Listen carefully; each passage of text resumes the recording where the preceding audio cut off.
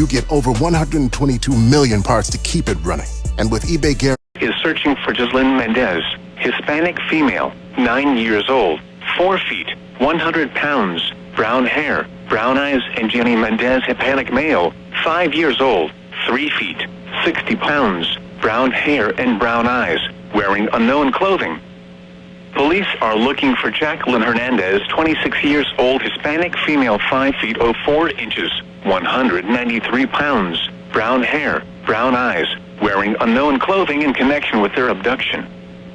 The suspect is driving a gray 2013 Dodge Challenger with a chrome gas cover bearing Texas license plate number TGF1548. The suspect was last seen in Wilmer, Texas. Law enforcement officials believe these children to be in grave or immediate danger. If you have any information regarding this abduction, call the Wilmer Police Department at 972-441-6565. News media point of contact is Wilmer Police Department at 972-441-6565.